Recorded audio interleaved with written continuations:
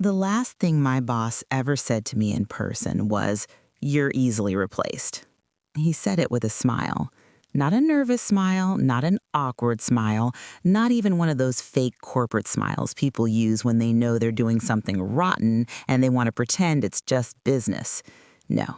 This man looked me dead in my face after stealing my $5 million project, after cutting me out of the presentation, after firing me the morning my bonus was supposed to clear, and smiled like he had won. Then he had security walk me out of the building. And 2 hours later, the server infrastructure I built for that company started failing one layer at a time. By sunset, their operations were frozen. By midnight, their biggest client had pulled emergency access. And by the next morning, the same man who told me I was replaceable had called my phone 52 times. I blocked him. Then I took a nap.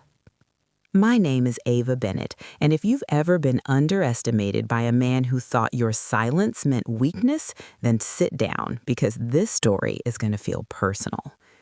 3 years ago, I was 32, running on cold brew, panic, and professional spite in downtown Chicago. I was a senior systems architect at a mid-sized logistics tech company called Vexton Dynamics. To the outside world, Vexton looked impressive. Sleek branding, fast growth, big clients. One of those firms that loved using words like innovation, disruption, and synergy, while quietly surviving on the unpaid overtime of people too exhausted to update their LinkedIn.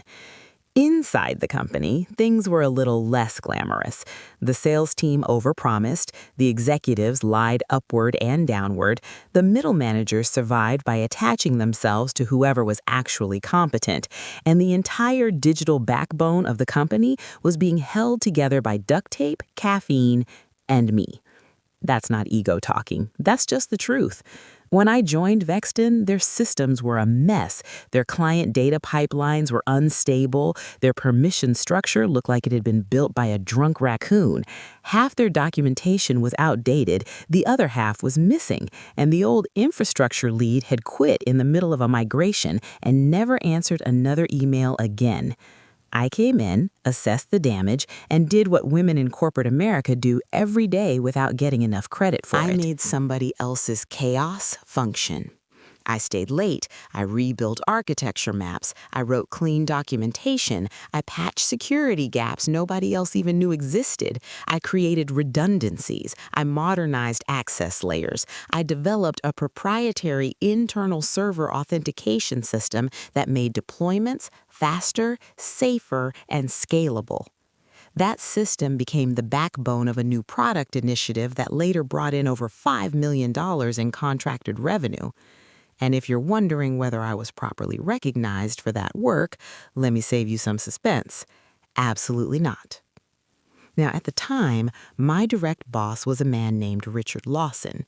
Richard was 47, polished, expensive, and one of those men who somehow looked like they were constantly posing for a headshot no one asked for. He wore tailored suits, said things like, "Let's take this offline," and had a talent for entering rooms right after women did, so he could narrate what had just happened as if he'd led it. He was the kind of boss who called female employees rock stars instead of promoting them. The kind who'd say, "I just need you to be a team player here," whenever what he really meant was, "I need you to shut up and let me benefit from your labor." At first, I tried to give him grace, because that's what we're taught to do, right? Be patient, be professional, don't be emotional, don't assume bad intent, build relationships, communicate clearly, advocate for yourself, but politely, smile when you do it, keep your tone warm, don't make it weird, don't make men uncomfortable, don't be difficult. Meanwhile, men like Richard could bulldoze through meetings, interrupt people, take vague credit for specific work, and still be described as strong leaders. I noticed the pattern early. I would send him project updates, and somehow he'd repeat them in executive meetings without my name attached. I would design a framework, and he'd say, "Richard's team developed a new approach." I would solve a crisis at 11:30 p.m., and the next morning he'd tell leadership, we got it handled. That corporate we is one of the most dangerous words in the English language, because when the praise comes, it's we. When the money comes, it's he. When the blame comes, it's you. Still, I kept my head down because I had a plan. I wasn't trying to stay under Richard forever. I was building toward a director-level jump, and I knew the fastest path there was to own something massive, something measurable, undeniable, and profitable. That opportunity came in the form of Project Helix. That was the internal name. Officially, Helix was supposed to be a secure client integration environment for enterprise logistics partners. In plain English, it was the system that would allow Vexton's biggest customers to plug directly into our platform through a protected, customizable infrastructure layer. It had to be fast, secure, and stable, because once it launched, it would become the centerpiece of the company's expansion strategy. Everybody wanted to be associated with Helix. Nobody wanted to do the ugly part. Nobody wanted to clean up the existing architecture, rebuild the access framework, handle the migration logic, or create a fail-safe authentication pathway that could support multiple enterprise accounts without exposing internal vulnerabilities. That part landed on me, and honestly, I wanted it. I wanted the challenge. I wanted the numbers. I wanted the win. For 10 months, I lived and breathed that project. I missed birthdays, I postponed dates, I took calls from my mother while reviewing deployment logs, I ate more takeout at my desk than any human body should survive. I worked weekends, I worked holidays, I worked through a sinus infection bad enough that my voice sounded like I'd been chain-smoking gravel. And because I actually believed good work would speak for itself, I documented everything. Architecture drafts, change requests, access logic, deployment approvals, version histories, code ownership notes, escalation threads, recorded walkthroughs, sign-off emails, risk assessments, internal chats. Every piece of Helix had my fingerprints on it, which turned out to be the only reason I wasn't completely buried later. Now, I wasn't alone on the project. There were other people involved: a data engineer named Marcus, a sharp QA lead named Elena, a security analyst named Priya. Good people, smart people. But I was the one who integrated all of it. I was the one who understood how the pieces actually fit together. And most importantly, I was the one who built the proprietary access code layer that allowed the system to authenticate and scale safely. That piece mattered. Without it, the whole thing was just a shiny house built on wet cardboard. When Helix finally stabilized in pre-launch, the executive mood shifted overnight. Suddenly, there were catered lunches for steering committee meetings. Suddenly, Richard started showing up more often. Suddenly, the same people who'd ignored my concerns for months were asking for polished summaries they could use in investor decks. I should have known then. Success attracts thieves. The first real warning sign came during a leadership prep meeting 6 weeks before launch.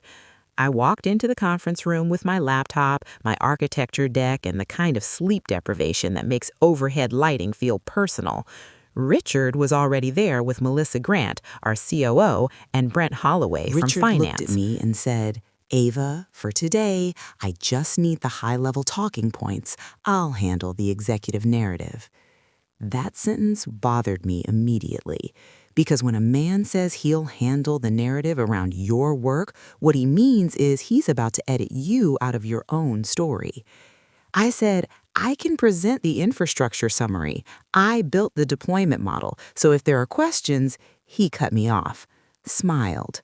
That smile again, and said, "Let's not overwhelm them with technical weeds." I remember sitting there, jaw tight, while he clicked through slides I had created and paraphrased explanations I had written. He got things wrong, too. Not enough for the executives to notice, but enough for me to feel my blood pressure climbing. He simplified critical safeguards, misrepresented timeline risk, reframed my proprietary authentication layer as something the leadership team pushed for early in development. the leadership team.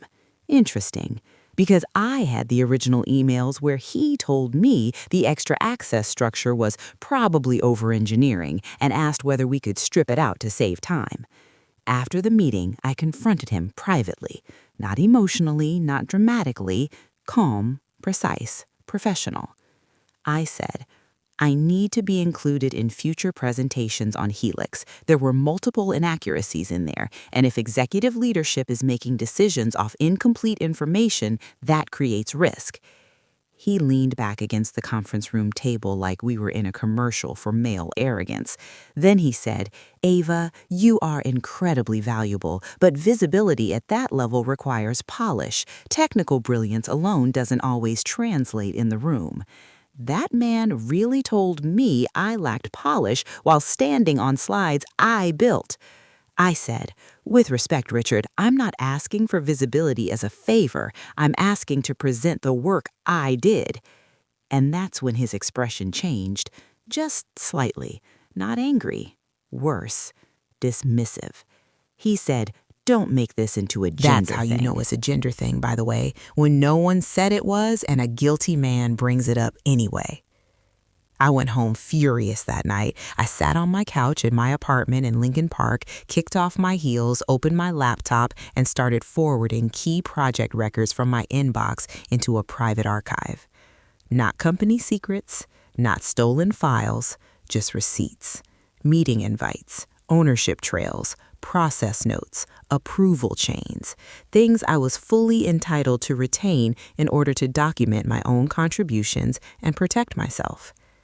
Something in my gut had started screaming, and I've learned not to ignore the voice that shows up before the disaster does. Over the next month, Richard got bolder. He started inviting me to fewer meetings. Then he started asking for my notes in advance. Then he stopped including my name in written project summaries. The final insult, before the real betrayal, came when marketing released a pre-launch internal spotlight newsletter celebrating the visionary leadership behind Helix. There was a photo of Richard on the front page. Richard. Not one engineer, not one architect, not one member of the technical team, just Richard in a navy suit with his arms crossed like he'd personally coded the internet. I stared at that article in the break room while my coffee went cold in my hand. And Elena, sweet Elena, walked in behind me, read it over my shoulder, and just whispered, "Oh my God." I laughed. Not because it was funny, because if I didn't laugh, I was going to start throwing ceramic mugs. She looked at me and said, "This is insane. Everyone knows you built Helix." Apparently everyone knowing doesn't matter if leadership can pretend otherwise. Now here's the part that still gets under my skin even after all this time. I almost let it go. I almost convinced myself to be strategic, stay calm, let the launch happen, wait for the money, collect the bonus, use the success to leave. That was my original plan.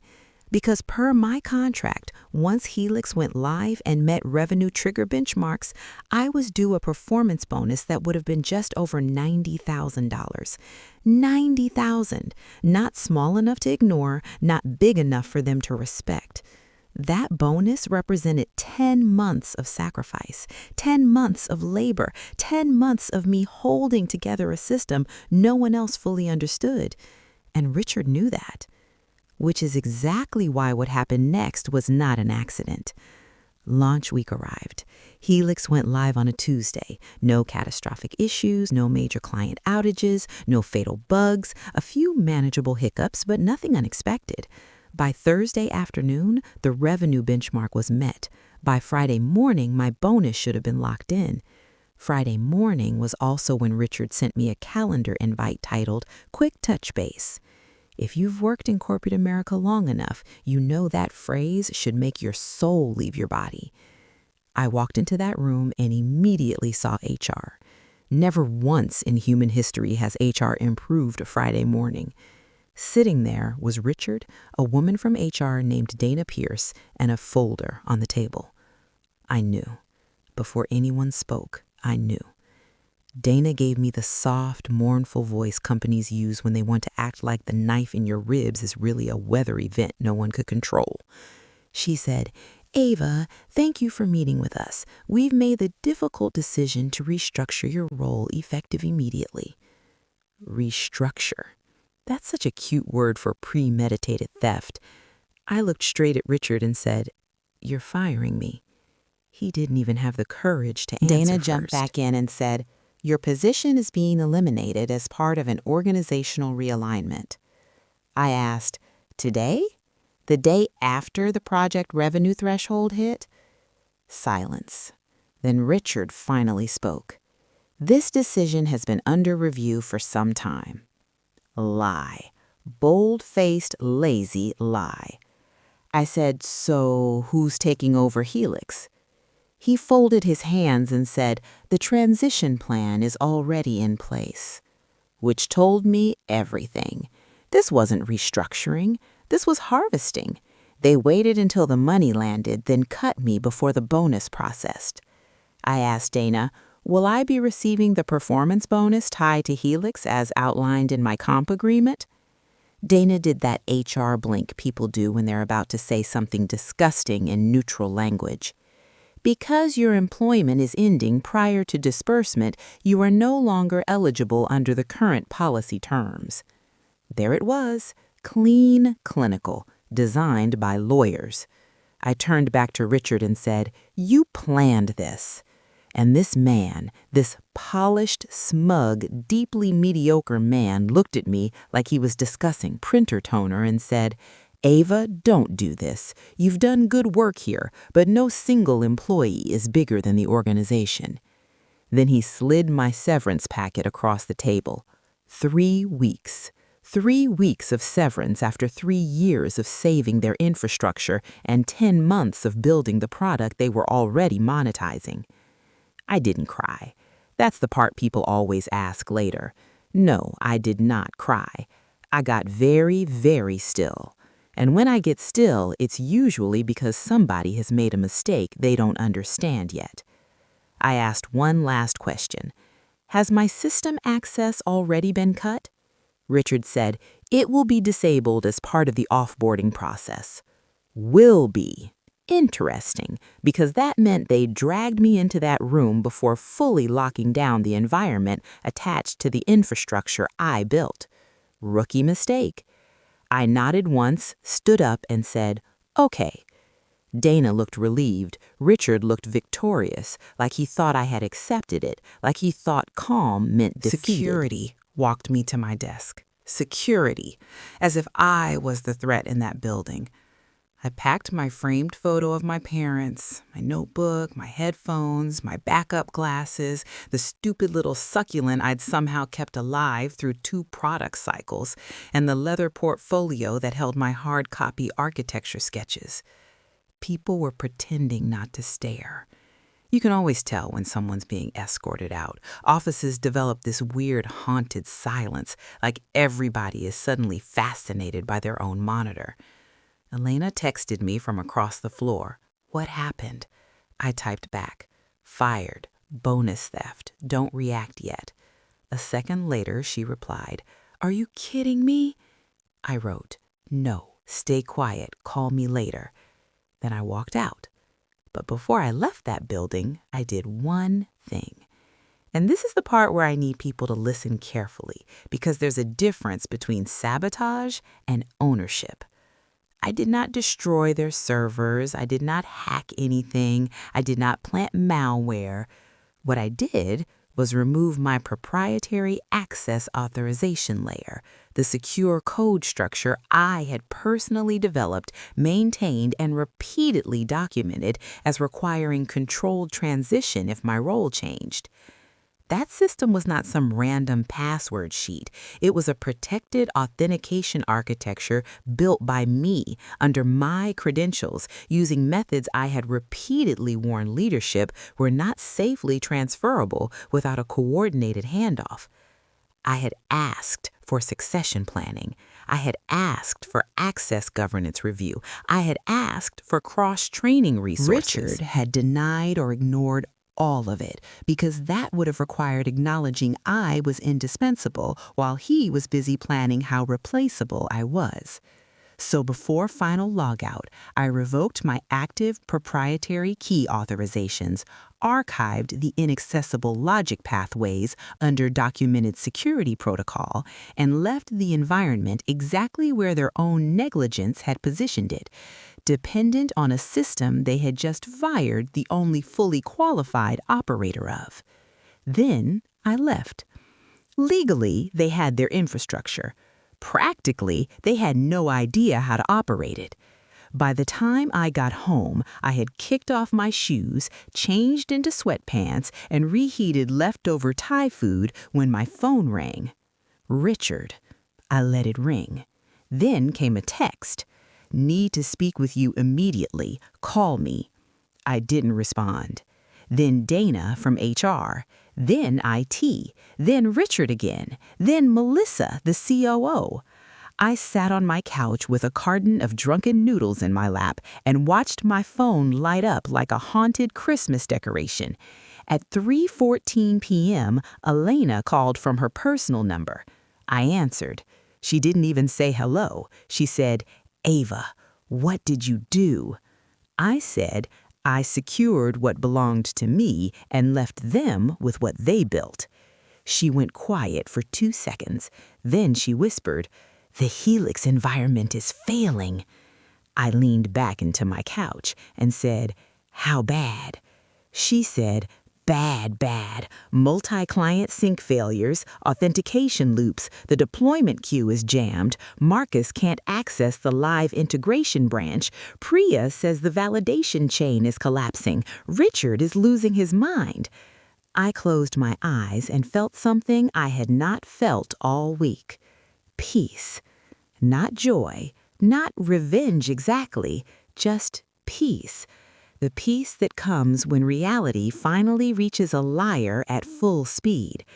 I asked, did they bring in outside support?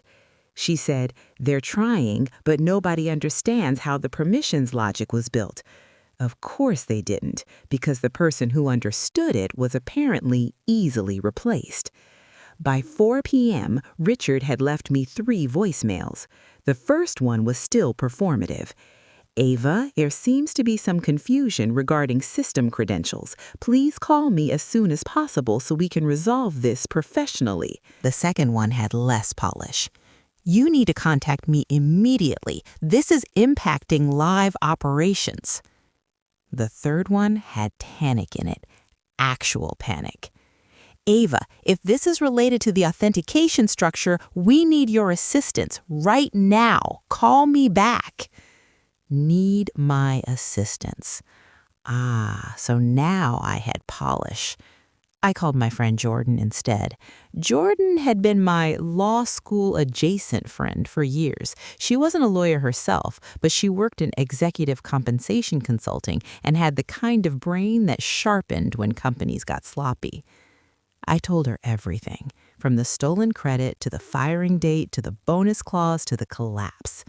She listened quietly, then said, "Did you retain documentation showing your ownership trail and prior warnings about access dependency?" I said, "Every email, every architecture note, every denied request for transition planning." She exhaled slowly and said, "Good. Do not respond emotionally. Do not admit fault. Do not go back in that building without legal representation, and save every attempt they make to contact you." So I did. I screenshotted everything. Calls, texts, voicemails, emails marked urgent. By 6:30 p.m., they had called 21 times. By 8 p.m., it was 34. Around 9:15, Melissa herself finally left a voicemail. Now, Melissa had ignored me for nearly a year unless she needed a miracle with a deadline, but suddenly her tone was dripping with concern. "Ava, I think there may have been some miscommunication around your departure. We value the work you've done here and would like to discuss an immediate consulting arrangement to assist with current system continuity. Please call me back as soon as you can." A consulting arrangement. Translation, please come save us from the consequences of exploiting you. I laughed so hard I nearly dropped my water. Then I did something maybe petty, maybe brilliant. I put my phone on Do Not Disturb, pulled my blackout curtains closed, and took a nap. Best nap of my life. Deep, luxurious, consequence-free sleep. When I woke up, I had 18 more missed calls. Total 52. I wish I could tell you the collapse was instantaneous and cinematic, like a movie with red alarms and sparks flying from ceiling panels. It wasn't. It was better. It was bureaucratic. It was expensive.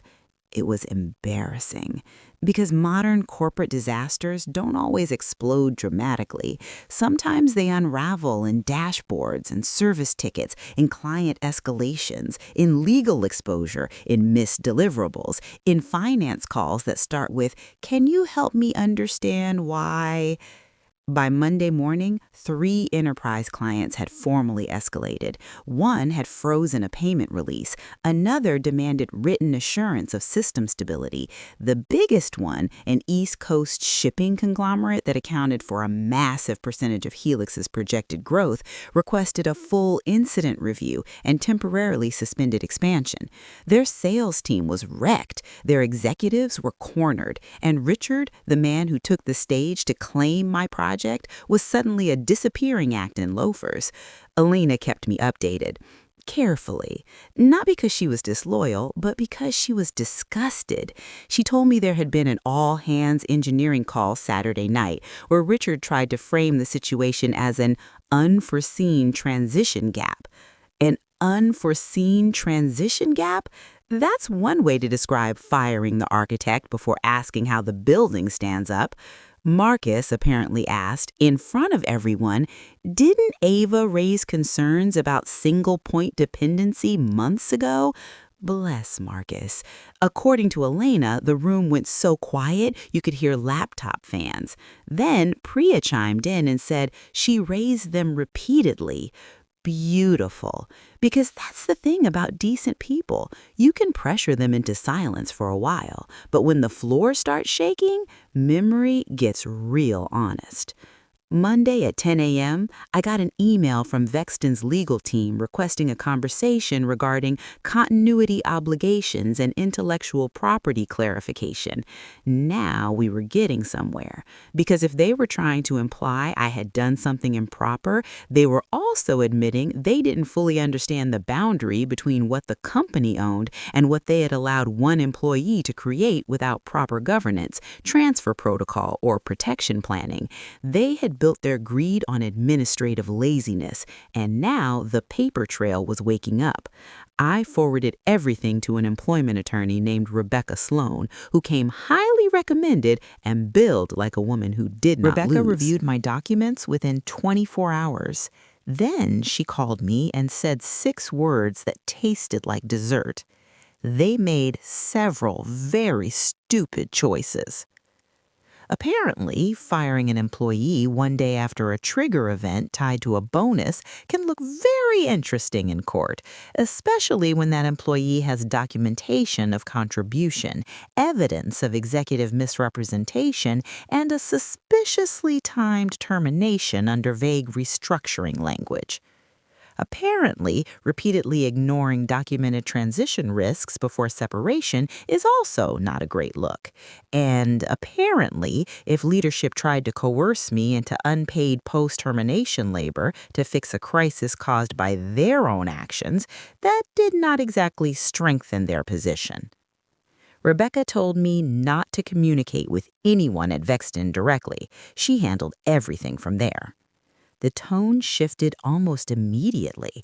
The desperate calls stopped. The formal emails began. Suddenly, everybody wanted to be respectful. Suddenly, everybody wanted to discuss amicable resolution. Funny how professionalism becomes important once there's legal letterhead involved. Now, while that process unfolded, the gossip started reaching me through the grapevine. Corporate gossip is usually useless, but sometimes it's a sacred art form. One former coworker told me Richard had tried blaming the engineering team until they produced archived messages showing how often I had asked for transition review. Another said Melissa was furious because the board learned the Helix presentation she'd used with investors had overstated leadership involvement and understated operational dependency.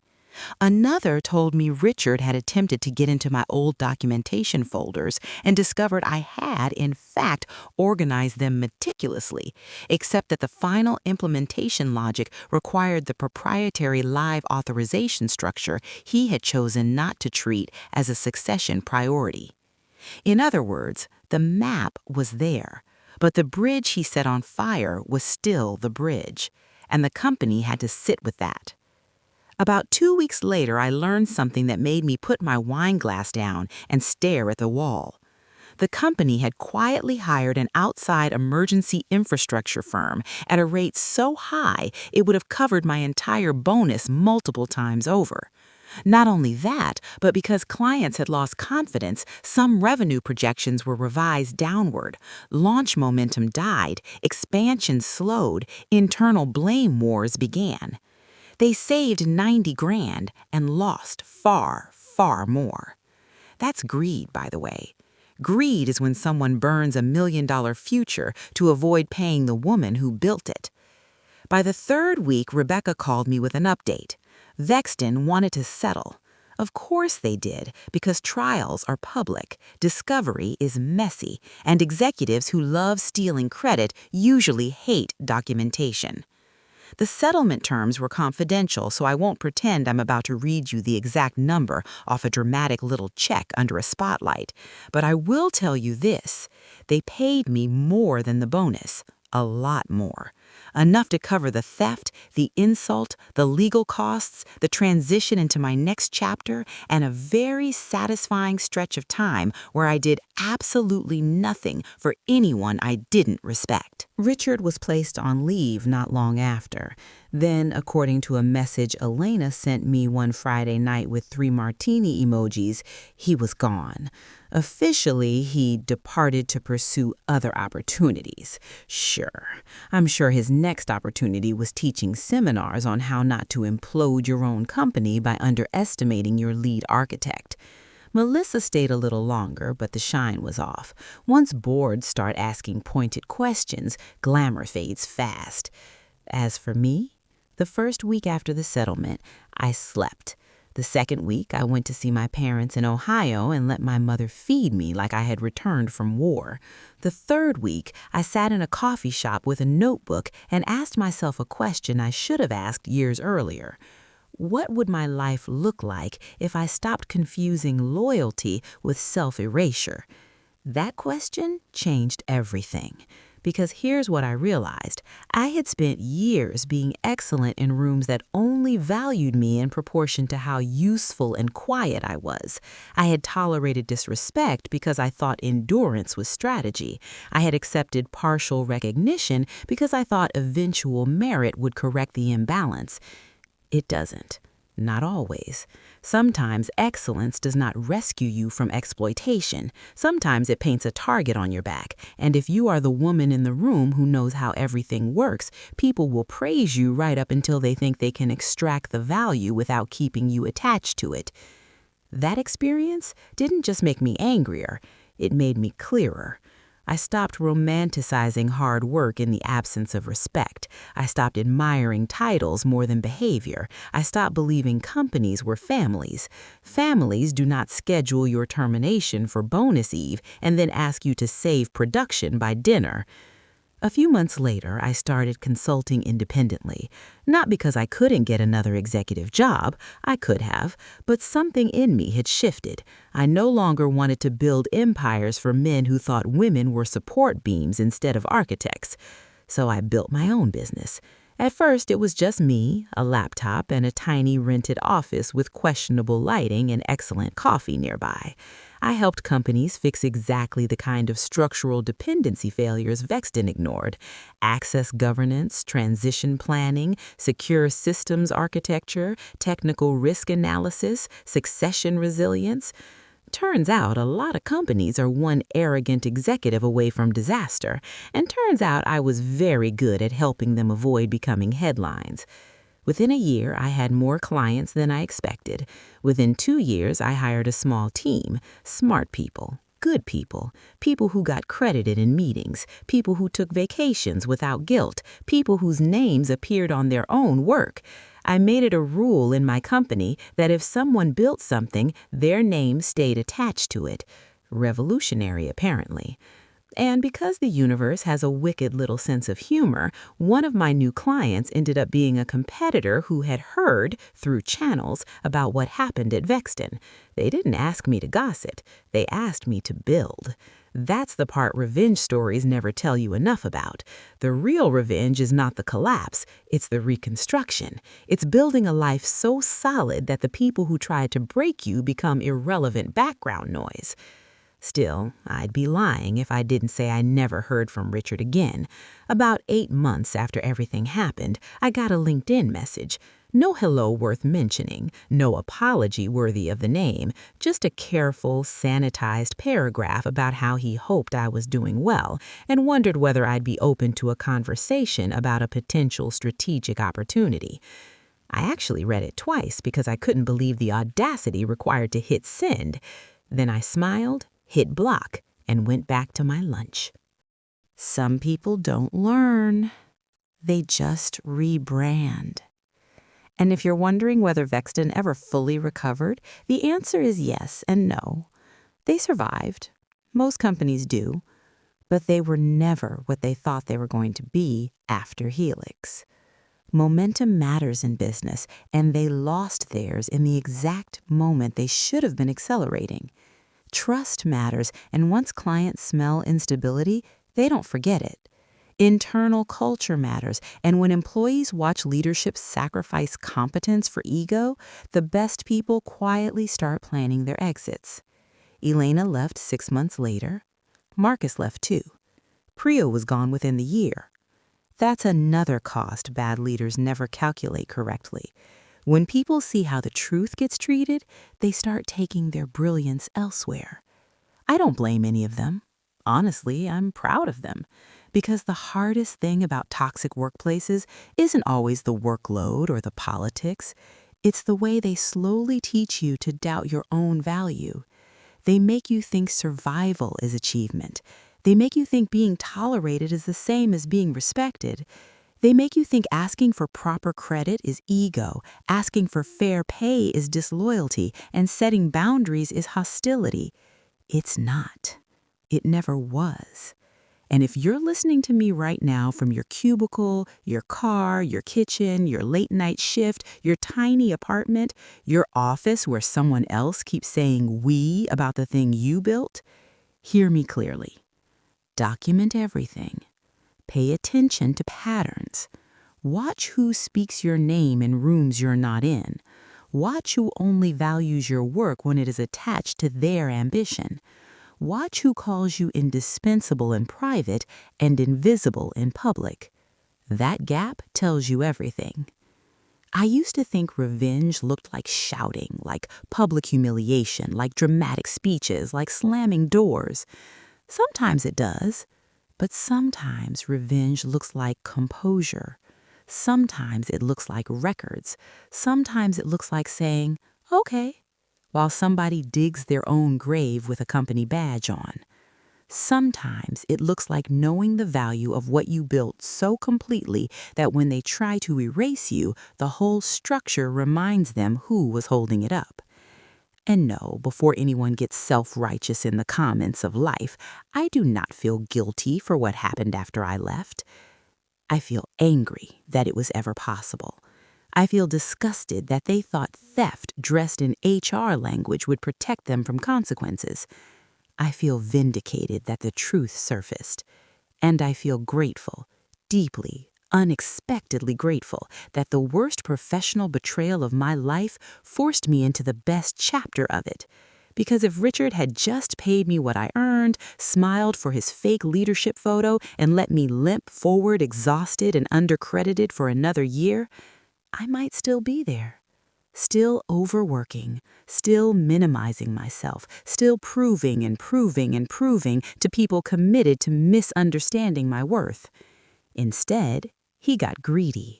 He rushed the betrayal. He said the quiet part out loud, "You're easily replaced." And that sentence freed me.